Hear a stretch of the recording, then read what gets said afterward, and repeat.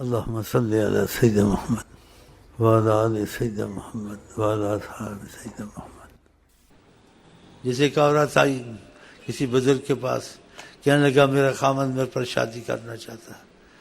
اس نے کہا شریعت میں 4 جائز ہیں، ہم منع نہیں کر سکتے، باقی اگر وہ انصاف کر سکے تو ٹھیک ہے، انصاف نہ کر سکے تو خدا نے ایک ہی کہا ہے اور زیادہ شادیوں سے ڈرایا ہے کہ وَلَن تَسْتَطِيعُوا أَن تَعْدِلُوا بَيْنَ النِّسَاءِ وَلَوْ حَرَصْتُمْ، تم جتنی بھی حرص کرو تم عدل انصاف نہیں کر سکتے، لیکن اجازت تم کو دے دی ہے فَانكِحُوا مَا طَابَ لَكُم مِّنَ النِّسَاءِ مَثْنَىٰ وَثُلَاثَ وَرُبَاعَ فَإِنْ خِفْتُمْ أَلَّا تَعْدِلُوا فَوَاحِدَةً، ہم نے تم کو اجازت تو دے دی ہے 1 2 4 تک، لیکن تم کو اگر پتہ چلے اگر تم دیکھو فَإِن لَمْ تَعْدِلُوا تم انصاف نہیں ہوگا، مشکل مسئلہ ہے، تو فَوَاحِدَةً تو ایک ہی اچھی ہے۔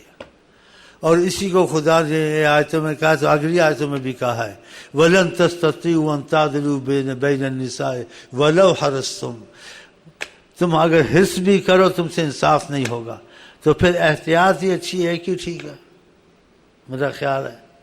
تو آپ کوشش کریں ایک ہی ٹھیک ہے، دوسری کی طرف نہ جائیں۔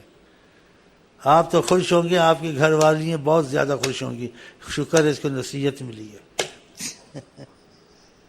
تو یہ قرآن سے ثبوت ہے، ایک ہی اچھی ہوتی ہے، زیادہ نہیں۔ جس نے انصاف نہیں کیا وہ قیامت کے آگے اس کا آج کا دھڑ مارا ہوگا حضرت محمد، خدا اس کو فالج کرے گا کہ تم نے انصاف کیوں نہیں کیا۔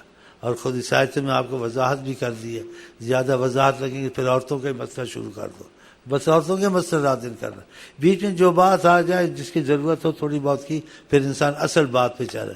ہمارا اصل مرکز ہے خدا رسول کی محبت کی۔